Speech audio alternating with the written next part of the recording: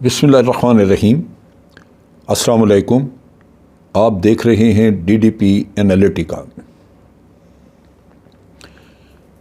आज शेख रशीद साहब ने प्रेस कॉन्फ्रेंस की बात की, मीडिया से बातचीत की, PTI के और भी लोगों ने मीडिया से बातचीत की, ख़ास तौर पे फवाद चौधरी साहब ने। और मसला वही है कि इलेक्शन जल्दी होने चाहिए, होंगे या नहीं। लेकिन इसी सिलसिले में जो वफाकी काबीना है, उन्होंने शहबाज शरीफ साहब की सदारत में एक मीटिंग की, जलसा किया। और ख़बरें ये हैं कि जो काबीना है उसने ये फ़ैसला किया है कि हमें इलेक्शन कराने की कोई जल्दी नहीं, इलेक्शन नहीं कराना चाहिए। वजूहात उसकी ग़ालिबन यही हैं कि वो समझते हैं कि अगर इस स्टेज पे इलेक्शन हुआ तो वो इलेक्शन हार जाएंगे। लेकिन मुल्क की ज़रूरत इस वक्त यही है कि इलेक्शन फौरी तौर पे हों। शेख रशीद ने कहा कि अगले 48 घंटों में इस चीज़ का फ़ैसला हो जाएगा। अगर तो 48 घंटों में फ़ैसला होता है तो बड़ी अच्छी बात है।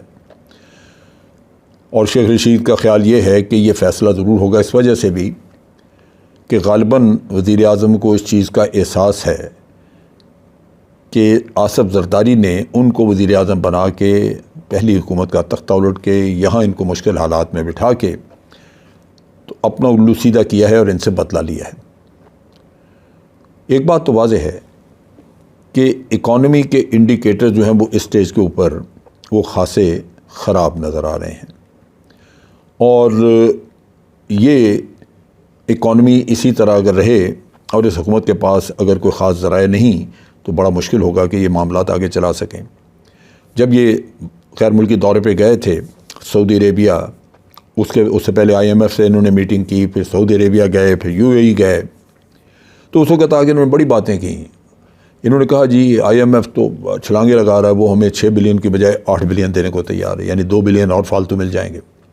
फिर उन्होंने ये भी कहा कि सऊदी अरेबिया ने भी बड़ा खुशी का इजहार किया है कि शहबाज शरीफ प्राइम मिनिस्टर बन गए हैं और उन्होंने भी हमें वादा किया कि वो आगे कंसिडर करेंगे कि कैसे काम किया जाए। यानी उम्मीदें दिलवाई UAE की तरफ से भी और सऊदी अरेबिया की तरफ से कि वो बड़े परेशान आपको पैसा देने के लिए। जबकि ख़बरें ये हैं कि उन्होंने फ़ैसला किया है कि जब तक IMF वगैरह के साथ आपका कोई मायदा नहीं होता वो आगे इस मामले में कोई भी तावन नहीं करेंगे। अगर सऊदी अरेबिया अपने पैसे निकाल ले, UAE अपने पैसे निकाल ले, तो फिर आपके पास इतने पैसे नहीं हैं कि आप 1-2 महीने के अखराजात उठा सकें। सो इससे हमें अंदाज़ा करना चाहिए कि किस हद तक हमारी इस वक्त इकॉनमी की हालत खस्ता है। ये एक बड़ी ही परेशान कुन चीज़ है। आज अगर श्रीलंका में देखें तो आखिरी दिन था जो उनके पास आज के दिन के लिए पेट्रोल था।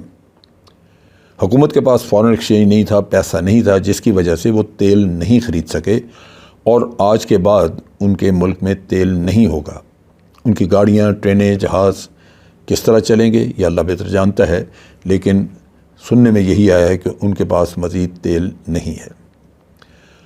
अब सूरत हाल ये है कि एक तरफ से PTI ने वार्निंग दी हुई है, वो लॉन्ग मार्च। इमरान खान ने आज एक जलसे से ख़िताब किया कोहाट में और उधर फिर उन्होंने लोगों को मोबिलाइज़ किया, मोटिवेट किया। और लगता ये है कि 20 तारीख के बाद वो कॉल देंगे। और जिस दिन की उन्होंने कॉल दी वो 2100-2200 बहुत बड़ा हजूम हमारे कैपिटल की तरफ चल पड़ेगा, इस्लामाबाद की तरफ रमादमा नज़र आएगा।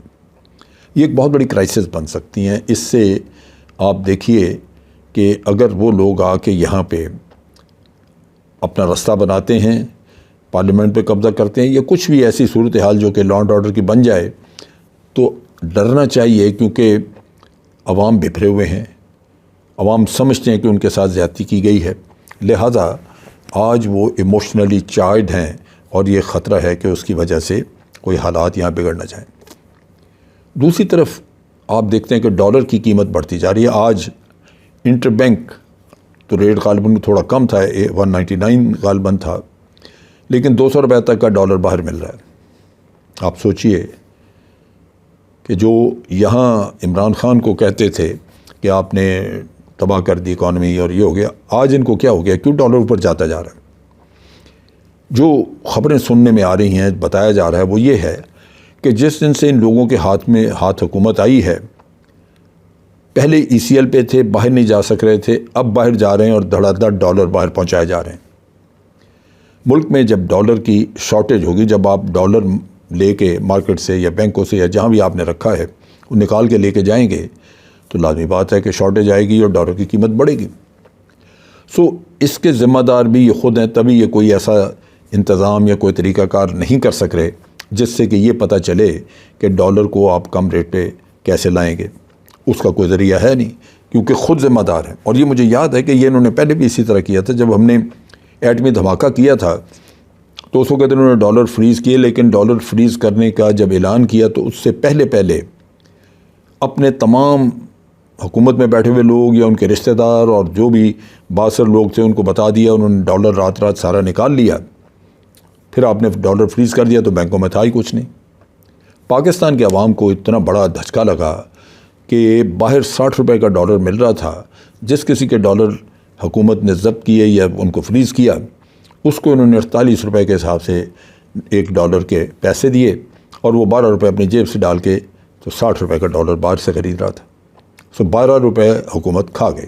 یہی نون لیگ کی حکومت.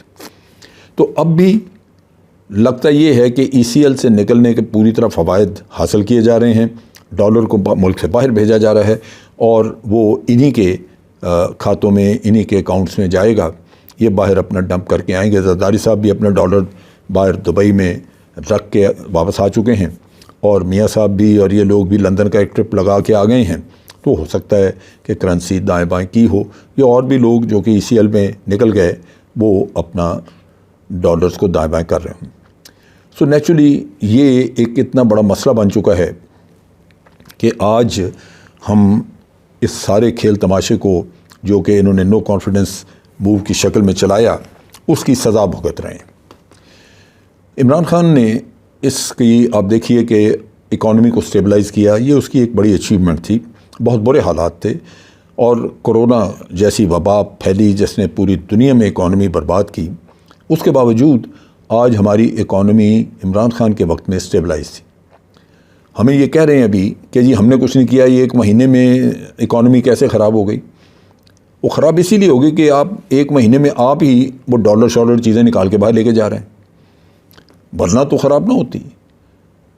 چونکہ عمران خان ڈالر باہر نہیں لے جا رہا تھا خود, تو اس کے معاملات یہاں پہ ٹھیک تھے, جس کی وجہ سے اکانومی میں ایک سٹیبلٹی تھی. پھر ٹیکس دیکھیے, ٹیکس کلیکشن بڑھی. عمران خان کے وقت میں ٹیکس کلیکشن بڑھی, ہماری ایکسپورٹس بہتر ہوئیں, کافی زیادہ بہتری آئی ایکسپورٹس میں.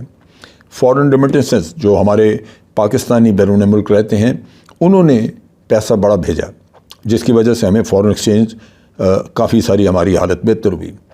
فارن انویسٹمنٹ وہ بھی ہمارے ہاں آنی شروع ہوئی. میرا اپنا اندازہ ہے کہ اگر 5 سال اور مل جاتے تو پاکستان بڑی حد تک مشکلات سے باہر آ جاتا, لیکن یہ ہوا نہیں.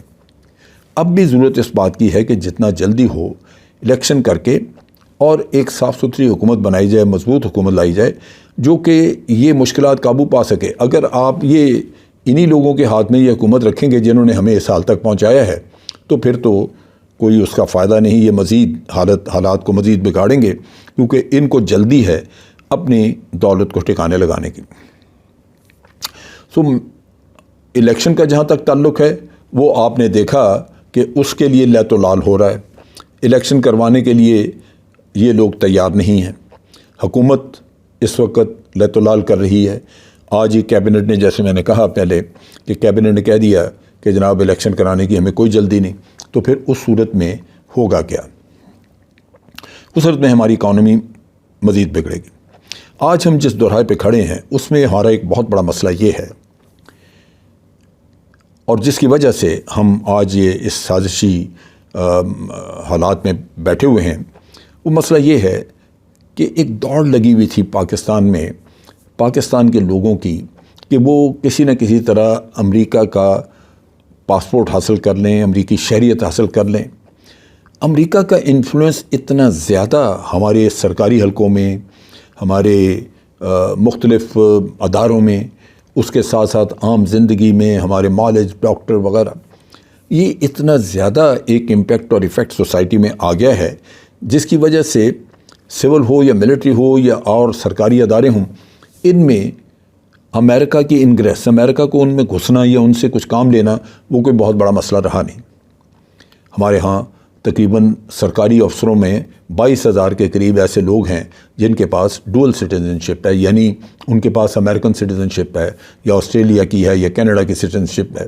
آپ ان لوگوں سے جنہوں نے وہاں پہ حلف لیا ہوا ہے وفاداری کا ان ملکوں کے ساتھ، ان سے کیا توقع کرتے ہیں؟ اگر وہ بہت بھی وفادار پاکستان کے ساتھ ہوں تو بڑی سیدھی سی بات ہے کہ ان کی وفاداری تقسیم ہے، یعنی اس ملک کے ساتھ بھی ہے جہاں انہوں نے جا کے رہنا ہے، اور جہاں سے کمائی کر رہے ہیں پاکستان وہاں بھی ہے، لیکن چونکہ جا کے ساری زندگی وہاں گزارنی ہے، حرام کا پیسہ بھی وہاں رکھنا ہے دوسرے ملکوں میں، لہٰذا وہاں کے ساتھ وفاداری شاید ان کی زیادہ ہو۔ اب یہ کام جو ہیں یہ وقت کے ساتھ ہونے تھے، لیکن انفارچونیٹلی ہم نے دیکھا کہ پچھلے 4 سالوں میں ہمارے ملک میں پولیٹیکل سٹیبلٹی نہیں آئی۔ مولانا فضل الرحمان جیسا جو آدمی جو اقتدار کی ہوس بے تحاشا رکھتا ہو، اس نے پہلے دن سے اس حکومت کو تنگ کرنا شروع کیا، اور وہ تو لوگوں کو کہہ رہا تھا کہ آپ حلف مت اٹھائیں، لیکن حلف اٹھائے گئے، پارلیمنٹ وغیرہ فارم ہو گئی، بن گئی، حکومت بن گئی، مگر مولانا نے اپنے کاموں کی وجہ سے اس حکومت کو چین سے نہیں بیٹھنے دیا۔ اب یہ ہمارا ایک مسئلہ ہے کہ آگے امریکہ ہمارے سر پہ سوار ہے، حکومت ایک آج جو موجود ہے وہ ایسی ہے جو امریکہ سے بہت زیادہ تعاون کرنا چاہتا ہے۔ میرا اپنا اندازہ ہے کہ اگر یہ تعاون جاری رہا تو پاکستان میں حالات مزید بگڑیں گے، اور وہ ایسے حالات بگڑیں گے کہ یہی لوگ جو امریکہ سے متاثر ہیں یا جو ان میں جا کے رہتے ہیں، یہ امریکہ کے ساتھ تعاون کریں گے۔ ان حالات میں میں سمجھتا ہوں کہ اس حکومت کا الیکشن کی طرف نہ جانا یہ ملک کے ساتھ بہت بڑی زیادتی ہے۔ یہاں میں اسٹیبلشمنٹ کو اس معاملے میں انوالو کرنا چاہوں گا۔ ایک چیز تو ہم ضرور مانتے ہیں کہ اسٹیبلشمنٹ کی یہ خواہش کہ ان کو سیاست میں ملوث نہ کیا جائے، وہ بہت اچھی بات ہے۔ اسٹیبلشمنٹ کو سیاست میں نہیں آنا چاہیے، اور آج بھی ہم نہیں چاہیں گے کہ وہ سیاست میں کوئی رول پلے کریں، لیکن اسٹیبلشمنٹ ایک کام ضرور کر سکتی ہے کہ اس حکومت کو قائل کرے، اس حکومت کو یہ واضح کرے کہ الیکشن فوری طور پہ کرانا ہماری بقا کے لیے ضروری ہے۔ بہت ہو گیا، اسٹیبلشمنٹ نے جو کچھ بھی اس وقت تک ایک نیوٹرل رول یا آپ کہہ لیجئے کہ ایک پولیٹیکل رول پلے کیا، اس کے نتائج کوئی بہت اچھے سامنے نہیں آ رہے۔ لہذا یہ ضروری ہے کہ اگر یہ حکومت اور یہ لوگ جو بیٹھے ہوئے ہیں آج شہباز شریف صاحب کے ساتھ، اگر یہ انٹرسٹڈ نہیں ہے الیکشن میں، تو ہم یہ نہیں کر سکتے کہ اپنے ملک کا مزید بیڑا غرق ہونے دیں۔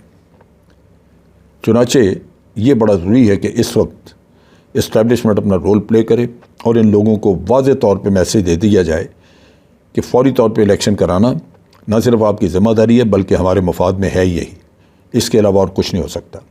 اور اگر یہ لوگ فوری طور پہ الیکشن کروانے کی طرف نہ آئیں تو میرا خیال ہے کہ پھر ہمیں ذہن میں یہ رکھنا چاہیے کہ یہاں لا لیسنس ہوگی، خود یہ حکومت پچھتائے گی، خود یہ حکومت اپنے ملک کے اوپر کنٹرول نہیں رکھ سکے گی، اور جو لانگ مارچ کے لیے لوگ آ رہے ہیں وہ پھر اپنا حساب کتاب خود چکائیں گے، جو ملک کے لیے اچھا نہیں ہوگا۔ میں سمجھتا ہوں ہر سامنے سری لنکا کی مثال موجود ہے، اس سے بچنے کے لیے انتہائی ضروری ہے کہ آج اسٹیبلشمنٹ اپنا ایک رول ادا کرے اور اس حکومت کو فوری طور پہ الیکشن اناؤنس کرنے کے اوپر مجبور کرے۔